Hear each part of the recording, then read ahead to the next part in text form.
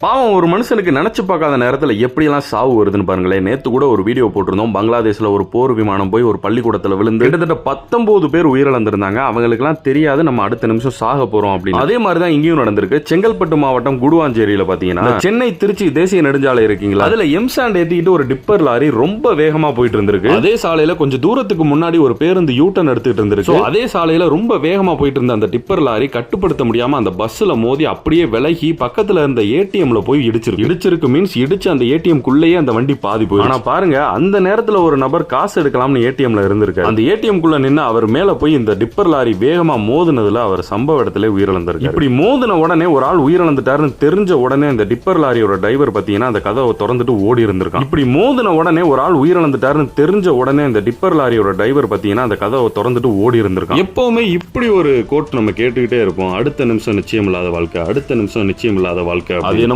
100க்கு 100 உண்மை. இந்த சம்பவத்திலே பாருங்களேன், அந்த ஏடிஎம்ல பணம் எடுக்க போறவருக்கு எந்த தாட்டுமே மைண்ட்ல இருந்திருக்காரு. பணம் எடுக்க போறோம் அவ்வளவுதான். பணம் எடுத்துக்கிட்டு இருக்க அடுத்த நிமிஷம் அவர் உயிரோட. சோ இந்த மாதிரி வாகனங்கள் ஓட்டுறவங்க, 2 வீலரோ 4 வீலரோ ஹெவி வெஹிக்கிள் எந்த வாகனமா இருந்தாலும் ரொம்ப கவனமா ஓட்டுங்க. அது மட்டும் இல்லாம உங்களால எந்த ஸ்பீடை கண்ட்ரோல் பண்ண முடியுமோ அந்த ஸ்பீட்ல போங்க. அது மட்டும் இல்லாம சாலையோட ஓரத்துல ஸ்பீட் லிமிட் போர்டு வச்சிருப்பாங்க, ரவுண்டா இருக்கும். அதுல 50 80 100ன்னு போட்டிருப்பாங்க. அது எல்லாமே அந்த சாலையோட அமைப்பு, பக்கத்துல ஊர்கள் இருக்கா, பக்கத்துல கிராசிங் இருக்கா, எல்லாத்தையும் பேஸ் பண்ணி தான் அந்த ஸ்பீடு வச்சிருப்பாங்க. நீங்க அதை ஃபாலோ பண்ணி போனீங்கன்னா 90% ஆக்சிடென்ட்டை தவிர்க்கும். ஏன்னா காட்டு வேகத்துல சில்லறத்தனமா வண்டி ஓட்டுறதுனால சாக போறது நீங்க மட்டும் கிடையாது, இந்த மாதிரியான சில அப்பாவிகளும் செத்து போயிடுறாங்க. அதனாலதான், வேற ஒண்ணும் இல்ல.